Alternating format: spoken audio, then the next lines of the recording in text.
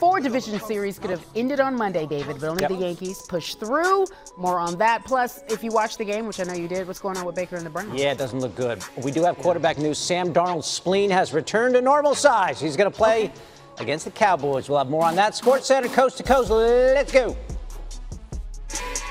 We going coast to coast. We going coast to coast. Zion's debut dunk show does not disappoint. He's already bringing fans to tears. We'll tell you how.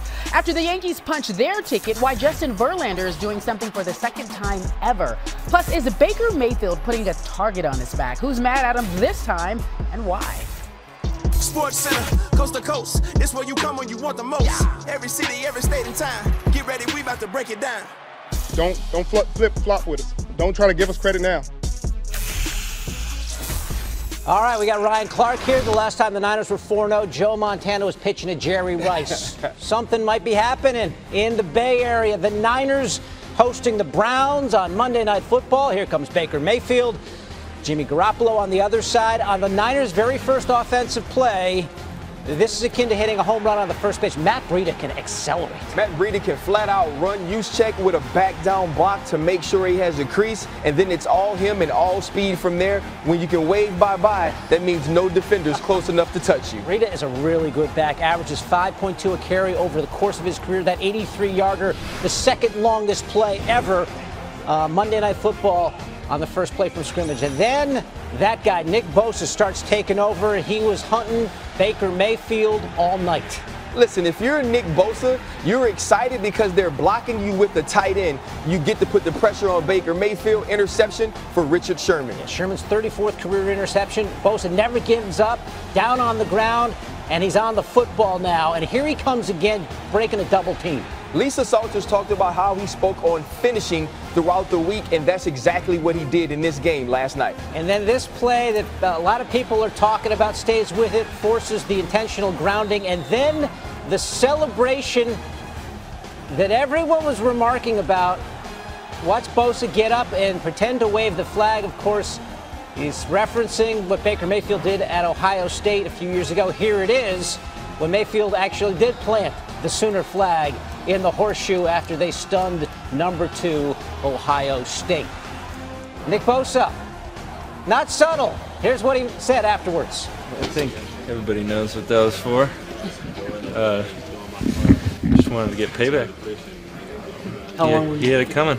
I was thinking, like, do I need to practice it? Is it going to look bad? But yeah, I practiced a little bit in my room. Did you watch the clips? Because there was a video of, like, side by side, and it was almost. It was pretty accurate. I mean, the image was in my head pretty good, so I kind of had a good idea. I was just screaming his name, like, Baker, Baker, you good?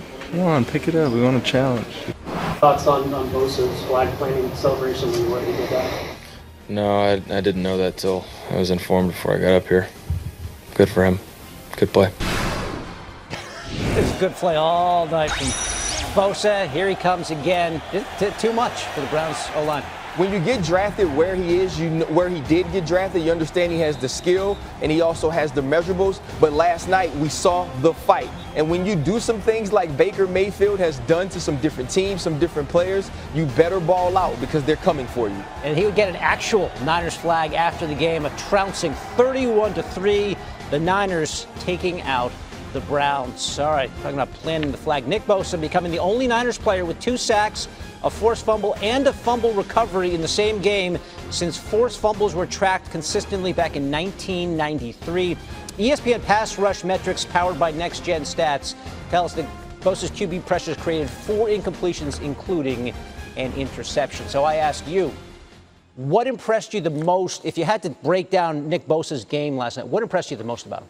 I don't necessarily know if it's just about Nick Bosa. We obviously understood he was this type of player. They'd been talking about Nick Bosa for the last 3 years at Ohio State. But what we did see is how good this team is as a whole, because right here you're going to see DeForest Buckner is going to end up getting the sack. Nick Bosa is dropped to the ground. He spoke about finishing, and this is what finishing is. When you know you have a dog rushing on the other side, he makes the play, you get in for the fumble recovery. Here they're only going to rush 2. One one guy is going to spy Baker Mayfield. Because of D Ford, Baker Mayfield can't step up. So now Nick Bosa beats the double team. Baker Mayfield is flushed out to his right. Intentional grounding. This is my favorite play of the game. Here's going to be a tackle in stunt. Nick Bosa is actually supposed to get outside and have contained. He's knocked down to the ground. Baker Mayfield thinks he has an opportunity to escape. Too strong, too agile, fights way too hard, and gets Baker Mayfield down for the sack.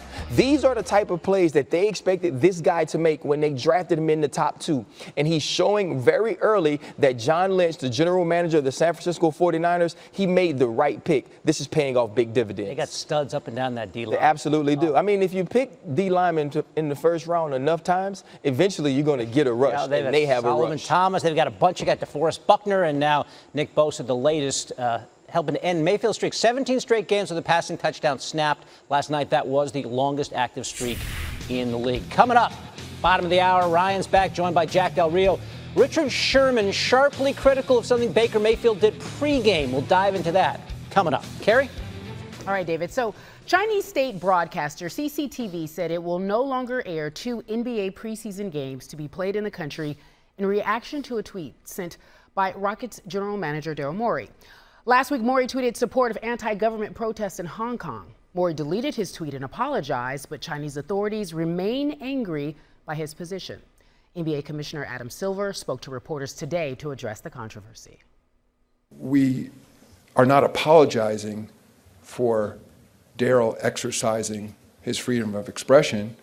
I regret, again, having communicated directly with many friends in China, that so many people are upset, including millions and millions of our fans. I don't come here sort of either as the commissioner of the NBA as an American, certainly to tell others how they should run their governments. I think, though, at the end of the day, though, I am an American, and there are these values that are deeply rooted in the DNA of the NBA, and that includes freedom of expression for our employees. And I'm hoping that together Yao Ming and I can find an accommodation. All right, so to that end, Yao Ming is the chairman of the Chinese Basketball Association. Silver plans to meet with him to discuss CCTV's decision not to broadcast the games. Our Rachel Nichols with more on this developing story in Shanghai, where the Nets and the Lakers have a game scheduled for Thursday. They landed here in Shanghai. They were supposed to be at an NBA Cares event today. They were going to dedicate a learning center at an elementary school. Instead, the Bureau of Education here decided they didn't want them to show up. They canceled the event. So we caught up with some of the players at the team hotel. I asked them what it was like to be in the middle of all of this. No surprise, DeAndre Jordan told me it's very complicated when people want you to take a stand on a geopolitical event that takes place halfway around the world from where you lived and is very nuanced. Take a listen to what he had to say.